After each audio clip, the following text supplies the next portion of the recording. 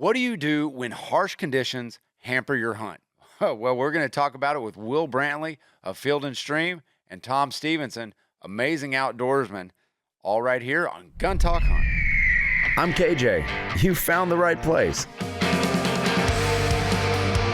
We go all over this little blue orb, sharing stories and tactics about chasing wild game. Now, let's get on the hunt.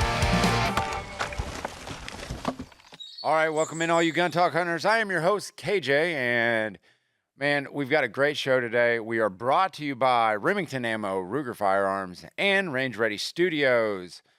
So, tough hunting conditions. How do you overcome that? Today, we've got a great lineup. We've got Will Brantley, hunting editor, the guy over at Field and Stream, and everywhere else. I mean, he writes for a lot of different publications, and he just does his thing.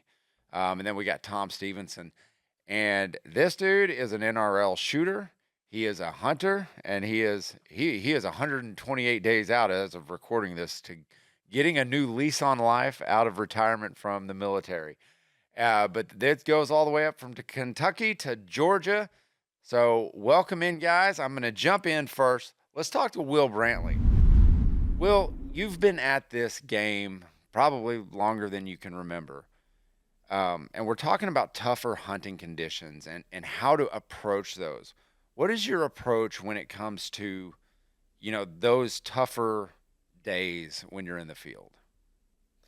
Man, yeah, thanks for having me. First of all, I appreciate it. I always enjoy anytime I can get and talk with good folks about hunting and fishing, and probably especially hunting. And yeah, man, I've grown up in the woods. I think I killed my first squirrel when I was 7 years old, and that's been a while ago now.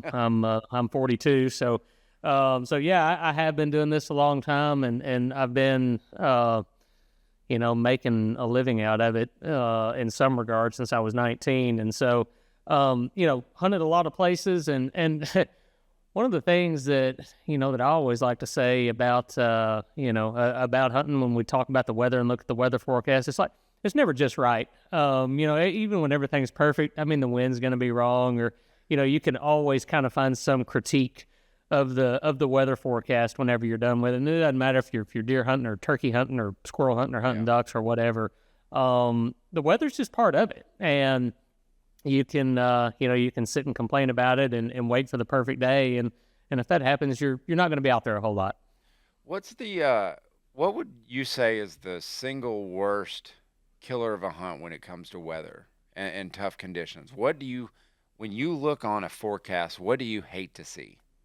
Well, tell me the critter that we're talking about first, because it varies a lot. Whitetail is probably the most prevalent across the United States, so let's go whitetail. Okay, so if I'm talking whitetails, and I write a lot about whitetails, I guide a little bit for whitetails on the side, and so for a lot of years, I'm looking at the forecast, and then especially, I will take in a lot the morning of, let's say I'm getting up to go hunt of a morning or take hunters out to the stand in the morning. When I walk outside, sometimes there's just a feeling in the air. It's a combination of the temperature, the humidity, the pressure, and you can walk out there on a good crisp morning when it's it's clear and it's cold, and I like a little breeze to be blowing. And man, you can just almost tell that the deer are going to move today. And by contrast, you can walk out there when it's warm and stale and damp and cloudy, and you're like, well, the day's going to suck. We're probably not going to see anything. And so if I were to say that there's one element with whitetails above all the others, I think it's going to be temperature. If it is warmer than seasonal average, particularly if it's a lot warmer than seasonal average, 10 to 15 degrees above, it gets tough. We guided a hunt here in Kentucky last week, and it was the same as it's been all fall. It was hot, it was dry, and I knew before those guys got here that it was going to suck, and it did. We shot a couple of does, but it was really, really tough. Now, as soon as they left, we had a big cold front come through. I went and bow hunted yesterday morning in Tennessee and had really one of the best bow hunts I've had in a long time. I didn't kill a deer, I should have, but we'll have to get into all that. But when you have those days, and especially those extended stretches of, above average daytime high temperatures. And, in September, our bow season comes in first Saturday in September here in Kentucky. That stretch of weather, that time of year, I mean, your average daytime high is probably 85 degrees here in Kentucky, probably a little hotter than that down where Tom is. But,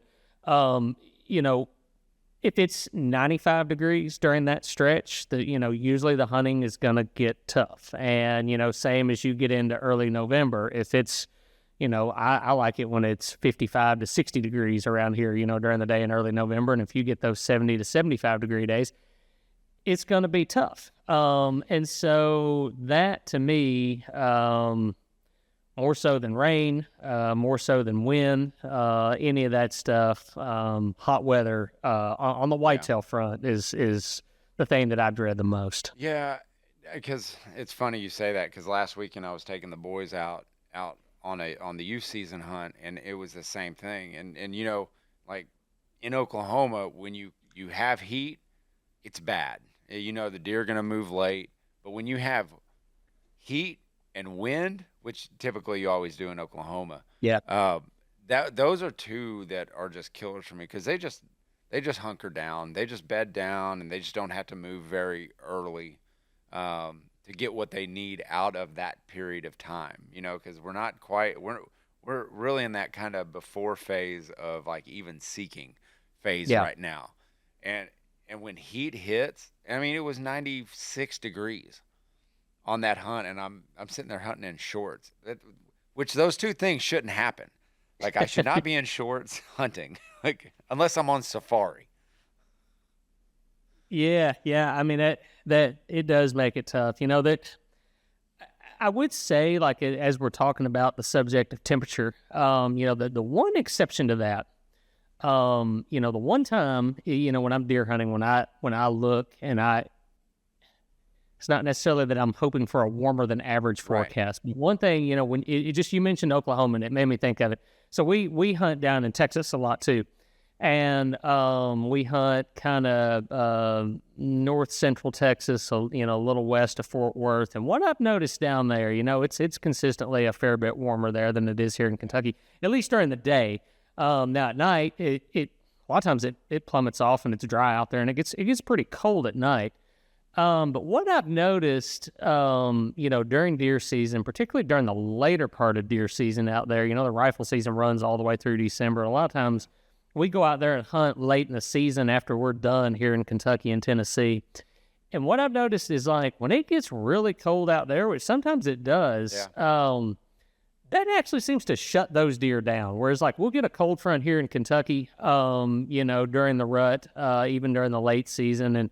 And if it's, maybe dropping it off cold but not frigid cold, a lot of times that'll really get the deer up on their feet and moving. But, there in Texas, what I found, like, if it gets, like, really below, well below average and doesn't get much above that during the day, just in my experience anyway, I'm not saying this is, the rule for Texas or whatever. I'm just saying what I've seen. Sometimes that'll kind of shut those deer down. It's almost like they go into shell shock for a couple of days. And I actually saw a similar thing here in Kentucky late last season too. I was hunting through the late muzzleloader season in December, and we got a stretch of, they called it, I guess it was one of the polar vortex type deals, and it went from being, normal December cold here, with lows in the, in the 30s at night and highs up in the 40s, to it was getting down in the, in the high teens, and really not getting out of the 20s during the day there for a few days. And, to watch outdoor TV, you think, man, those are the days the deer are going to move like crazy and they're going to pile in. And boy, I just didn't see that at all. I sat in a box blind with a buddy heater going and burning through the propane, and it was really at the end of that cold front when things, it was like the first kind of south wind day when things started kind of thawing out a little bit. Fields started getting muddy. And I saw a lot of deer moving that day. Yeah. And so, I think that when I talk about like warm weather, that does seem to be the rule that I would follow through most of the season. The exception might be into that real late season when you do get those extreme, cold weather events. That that will also kind of shut the deer down too. And so I think maybe the takeaway there is like, deer are kind of like us, they like seasonal weather. They like to be comfortable out there. They don't want it to be too hot. They don't want it to be too cold. They just, and when the things that I'm always looking for when you get a forecast like that, if you get a really, extended stretch of hot weather, man, it can sure suck when that's happening during season. But man, if you see that, particularly as you're getting into this time of year, late October, you see that first big winter cold front coming, and that front that drops it from the 90s during the day to even highs in the 70s during the day. You start getting those first 40-degree nights, again, in this part of the world, man, that can be just magic. And that change, so that can be some of the best days of the year to get out there. And same goes for that warm up in the late season. Yeah, and there's a definitive shift. I mean, when that hits, it's like, man, you kind of have that feeling like what you were talking about and stepping outside. You just have some of those mornings where you step outside and go, yeah, they're going to move in this. There's a definitive shift when that cold weather starts to hit. But man, on the other opposite end of it, I've seen them shut down on that too. Like you think they're going to move on that, like, man, this is a really good cold front. And then it takes them like a day to adapt, which goes back to your saying is that they're kind of like us. Yeah. Yeah. Well, and the other thing too is the takeaway is like that deer will do what they do. They have to get up and move around a little bit every day. I always say that, I do think there are times when it can be in your favor if you have the time to hunt. Like I've got all the time in the world to hunt. I work for myself. I work in the hunting business. And so I can hunt, almost every day of the season if I get ready to. And so, because I'm blessed to have that, I'm able to watch the conditions and really cherry pick my days that I want to go into my best spots. But at the same time, I've killed nice bucks on days when I didn't think they ought to be moving, And so the old saying, you can't kill them from the couch is true. And you've got to, regardless of the weather, you've got to put in the time. And if the season's open and you've got a finite amount of time to hunt, or you're on a trip or whatever, you got to go when you can go, and you just got to know that maybe the weather's not perfect, but they're still out there and they're going to move sometime. That's absolutely right. All right, Will Brantley, thanks for sharing some insight on the tough hunting conditions and what you look for, man. We're going to jump in here from word from our sponsors right now. Looking for a rifle that's short, sharp, and way more precise than you on your best day? Meet the Ruger American Gen 2 Scout, the Gun Talk Edition. This thing's compact powerhouse, dressed in Cryptek Obscura Nox camo with a smoked bronze Cerakote finish, like Tactical Fashion Week, but with more recoil. Chambered in 5.56 NATO or 308, it's got a threaded barrel, installed high comb, and the kind of accuracy that forgives your bad decisions. At least the ballistic ones. You can find it at guntalkscout.com. Looking to level up your hunt and tighten up those groups? Well, look no further than Remington Ammo. Yeah, the stuff in the green box is super accurate, and they've got everything from hunting ammo all the way to NRL, like match ammo. So check those out. Remington Premier, from Premier Tip AccuTip to match grade ammunition, all in that green box you love, you trust, and you adore. Find it all at remington.com. Tired of your range time being just mag dumps and Instagram flexing? Enter Range Ready Training, where Director of Awesomeness and everything else, Chris Serino, turns keyboard warriors into actual warriors. Or something like that. Pretty dang close, I would say. Yeah, the guy's been there, done that. Pistol, check. Rifle, check. Yeah, we got it all. Force on force, we do that every now and then too. Bring your bruises, instructor development. Welcome to the Thunderdome of learning. It's more than training, it's range ready, because real life doesn't come with a respawn button. Woo! When the shot matters most, clarity counts. The Zeiss Conquest 4 delivers unmatched precision, crystal clear glass, and rugged dependability. Built for hunters who chase perfection from the first light to the last. From whitetails to western ranges, trust your hunt to Zeiss. The Conquest V4, confidence through clarity. See your hunt differently at zeiss.com/hunting and find all those woo moments. All right, we're back and we're talking tough hunting conditions, and we're going to shift our focus down to the southeast where hunting conditions seems to be always very tough because we don't deal with the same kind of weather down here that most Midwestern hunters do, or even the Western hunters do. We hunt off tough conditions, and no better guy to do that than Tom. Tom's already been out in the woods. He's got probably a couple deer under his belt already. So Tom, welcome in, man. Thank you. I appreciate being here. That man, you and I have really grown to know each other through the NRL circuit, and we shot a match together. And you really impressed me by your shooting skills. But then I start following your page, and I'm like, man, this guy's an absolute monster in the woods. So so excited to have you on. Let's talk tough hunting conditions, because down here in the southeast, you start looking at, really hotter days, and the vegetation just seems to hold on a little bit longer. What would you consider to be a tough hunting day? Right now, it's pretty tough because it's still warm out. And with the vegetation, I mean, it is mid-October and we are still fighting mosquitoes.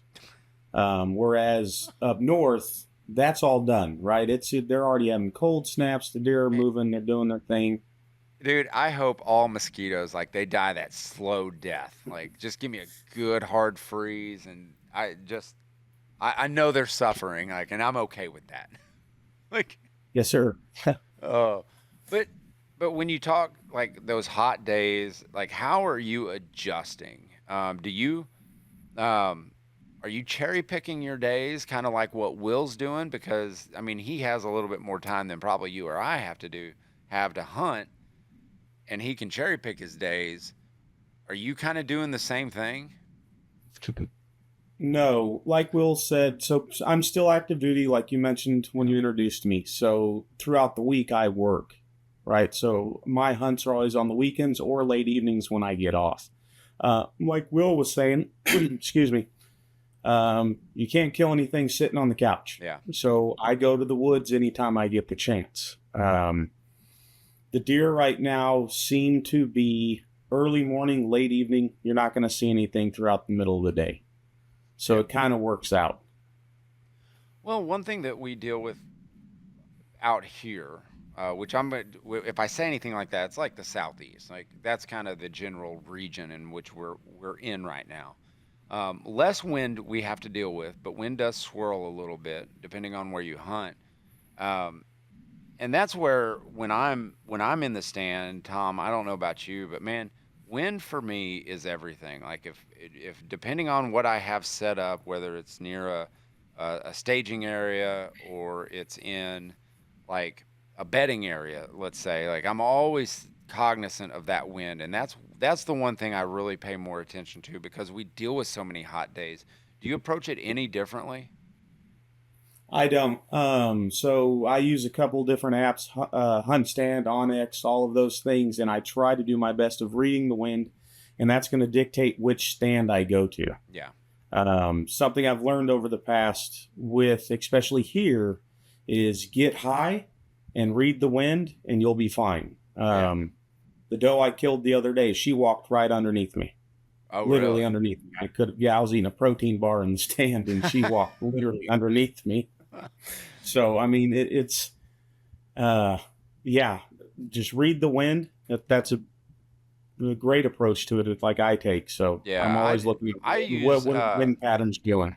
There's an app I've got. I forget, man, and it's probably one of those paid apps that I haven't paid yet, and I forget what it's called. But I'm going to pull up my phone real quick right here. I'm going to tell you guys what it's called because it's a really interesting. It's called Windy. And it all it deals with is wind. That's it. So it's called Windy, WINDY. They do not sponsor this show, but it gives you a very detailed view of what the wind is going to do, what it's projected to do, and that's all it deals with is wind. So make sure you check that out. I know they should probably sponsor the show or something for giving them a shout out, but it's something that I pay for because I tune into the wind because I'm kind of like you, Tom. the weekends are really kind of my time to shine, and I've got to deal with the conditions that I'm dealt. Now during rifle season or a stretch when I'm going longer, I may not hunt in the morning, or I may go out at 10 o'clock if the wind's going to be right. I may go out to 10 o'clock if that's wind's starting to shift, and then hunt till 3 o'clock when the wind's starting to move back in a direction that I'm not really happy with. Like, I cherry pick my times even. Like, if I'm out in any kind of stretch of days where I have the opportunity that I can skip and not be in the woods on a bad wind, I'll do that. Is it Yeah, right? I have done that in the past. But like time is everything to us, especially with you, with your boys, getting them into the woods and Yeah. stuff. So like you said, you have to cherry pick your days. I try to definitely read weather patterns. I try to pattern deer as well, Yeah. along with the weather. When are they moving? When are they not moving? I think a lot of the stuff would do you hunt from hang on stands, or Yeah. are you wearing harness?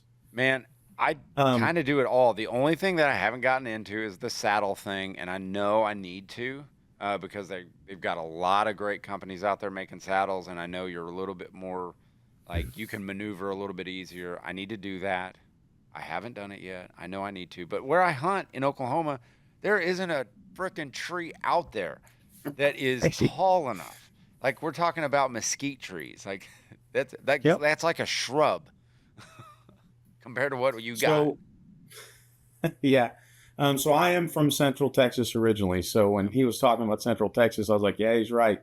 Here, though, I think a lot of it, if you can say you have swirling and prevailing winds coming in, if you can set up what I call backstops behind you, or you set up a wind break with trees, put trees behind you, or whatever direction the wind is coming, a lot of the time you'll be successful Yeah. doing that, especially if you can get high in a tree.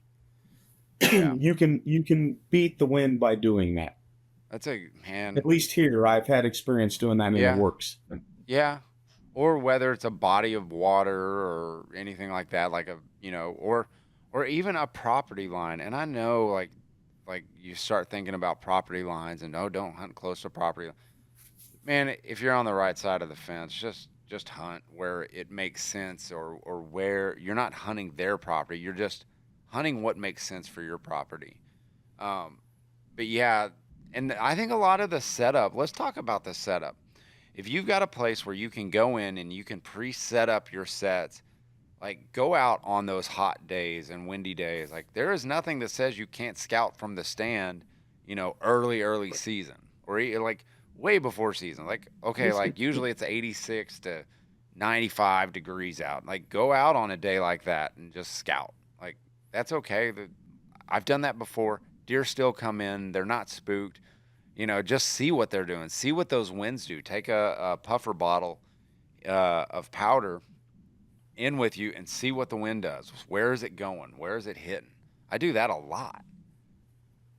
Yeah, I mean, I approach deer hunting the same way I approach waterfowl, Mhm. right? You have to judge the wind when you waterfowl hunt too, and you scout, right? Yep. Let's go out and actually see what's landing on the ponds, or are we hunting a river? Are we hunting a creek? I do the same thing with deer hunting. Am I hunting scrapes? Am I hunting a rub line? Or am I Yeah. just going to pull the old, paid my $15, so I'm going to dump a bag of corn out? You still, Yeah. there are still elements that are real. Deer are probably the most skittish critter you'll ever encounter in the woods. I mean, a tree branch will make them disappear. Yep. So yeah, I mean, I approach everything that you and Will have said. I do the same things. Yeah. I mean, and a lot of it just takes time in the woods. And look, a lot of the area that I hunt in Oklahoma, like, it's flat. It's like I can see a ways. And so how I approach the wind out there, no matter what the wind is, I can pretty dang near, like, hunt any spot I want. And that might not be afforded to a guy who's hunting in a 5-acre, food plot that's, he's got it on 7 acres. He might not be able to because your entrances and your exits matter. They really matter. I'm glad you brought that up because I was writing down some stuff when you invited me on this podcast about, okay, what are some of the number one things that'll ruin a hunt? Yeah. Your entrances and exits into the area that you're hunting, right? I try to go the same way and leave the same way every single time Yeah. because you don't want you are the anomaly in the environment. That's right. So, yes. My So gosh. I try, Yeah. You're right. and where you're from in Oklahoma, you can probably spot and stalk, Yeah. correct? You can Yeah. probably do that. Where I live now currently, you are not spot and stalking through this jungle we call No so way. it is. Yeah. There's You're not. there's no way. And like and your footfalls matter and you know and those really cool mornings where like you can hear everything. Just remember the deer are hearing way better than we are. So Yeah. if that wind just wisp a little bit and you're sitting there eating a protein bar or whatever, a bag of chips that your kid brings in the stand that you told them not to 1,000 times, or it's a water bottle that they're sitting there crinkling up, I'm sure. that's for another time. Uh, they're hearing that. So wind, like I sometimes out in Oklahoma, wind is my friend. Like wind is great. I love a heavy wind, especially if I'm hunting midday and I'm spotting and stalking. I love wind because it masks a lot of my mistakes. Yep. So let's kind of lean into the like kind of what we've got and where we're wrapping up with this. And I'll let you take the floor. What if there's any gear that like that you haven't mentioned or a technique or any final thoughts that you might have? Man, I'd love to hear them. I'm glad you opened the floor for me. I have a lot of thoughts on hunting, as you can tell from reading some of the Facebook posts I've Oh made. yeah. A lot of it is just becoming a woodsman. What does that mean? It means take your butt to the woods. Like go into your environment that you're going to be hunting. And in the Army, in the infantry, I've been doing that for 21 years. One of the first things you are ever taught is an acronym called SILS. What it is, stop, look, listen, smell. When you enter any new environment, right, we go into what they call a security halt. We take our helmets off, we sit down on our butts, put security out, and we sit there. And we take in the environment in which we are in. I do it deer hunting all the time. I will start up the trail and I will pause and I will just simply listen to what is going on around me. When it comes to gear, well, I got a lot of opinions on gear. That's good. Even if you're just going to a stand that you always go to, there's a few things you should always have. You should always have a good set of wet weather gear with you. Yep. I carry it always in a butt pack. Here, a go-to for me is a thermocell because of the mosquitoes. We will have mosquitoes until probably mid-November, until we get a good hard freeze. I'm sure y'all are the same way in Louisiana. What else? I always have a map and compass. Even if I've been in the area a million times, I have a map and compass with me. Man. It's just one of those staples of things that I take everywhere. Yeah. Yeah. We talk of tough hunting conditions and we've hit on heat, we've hit on wind.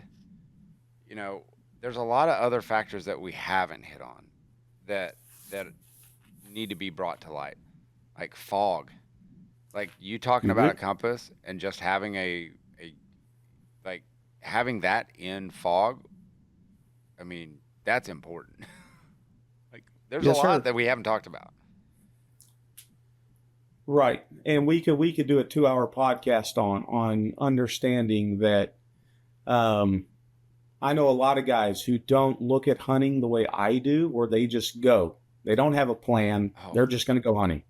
Man. And it's like, okay, well, I tend to look at it. I guess my background in the Army always has made me look at things like risk, right? Mm-hmm. Okay, yes, I am going to the same stand I went to last weekend. There's still risk involved, right? You know, That's fine. Let people know where you're going. Yeah. Like I said, have that map and compass. I don't know how many times I've been, it's pitch black dark. It's a quarter moon. I'm walking to the stand and somehow I took a wrong turn somewhere. And I've been to this stand 100 times. Yeah. Right. So, I mean, like I said, I have a lot of opinions on a lot of this stuff. Well, the good news is that I'm definitely going to get you back on because I value your opinion and I appreciate what you do out in the woods. So I'll kind of leave everybody with this. What Tom and Will, I think one of the overarching themes of this is you can't just listen to a podcast, or you can't just read an article to become proficient in the woods. And sometimes you just have to get out to the woods, man. Like, you just have to do it. Like, in order to become that woodsman, get to the woods. Like, that's what I hear when I hear guys like you talk, like good killers in the woods. They're woodsmen. And they sit out, they look, they feel the air, the barometric pressure rising or whether it's falling. Like, they feel it. And you only get that by getting out more. But do not go out in the lightning. Like, that is one weather cue to say, keep your butt in the truck until it passes. So I made a note of that. What was it, a month ago? Those 2 young men were killed in Colorado, wasn't it? Yep, and there was that's what there was another kid killed in Louisiana just recently by lightning. So I don't know what weather app you use, but when I was a black hat at airborne school, that's an airborne instructor. Yeah. We all used Weather Bug. I'm sure it'll work there too, but it will tell you what the distances are of the lightning. And if you set it up and you have good cell service, if there is lightning within 5 kilometers of you, it is going to tell you where it is, everything. And yes, lightning is one of those things. Have a plan for it, especially if you're hunting out west. The 2 years I was in Colorado, what I learned real quick about the Rocky Mountains is if you want the weather to change, hang out for about 30 seconds. It's going to change, especially when you increase in elevation. Right. Yeah. And have a plan for that, right? Like, okay, what is our plan if we're out here in the middle of nowhere, they dropped us off and it's lightning? What are we doing? Yeah. Yep. Yeah, that's a good PSA for everybody out there. Like, you don't mess with lightning, whether you're in the woods or on the water. That's one environmental factor that's called a clue. Like, we don't mess with it. Like, don't get out in it. Like, nature will tell you to not mess around.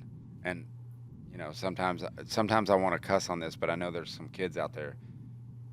Just don't mess around with it. I'll just say that. So it's not worth your life. I'll say that as well. It's not. There's not a deer out there.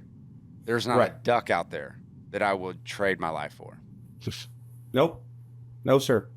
It's just not that way. So, correct. All right, Tom, I appreciate it. Hey, dude, I'm going to have you back on probably very soon because I know you're still out in the woods and you're doing your thing. But I really do appreciate having y'all out here. Hey, all you gun talkers, you know the drill. Stay out of the lightning and keep those muzzles pointing in a safe direction and always be on the hunt.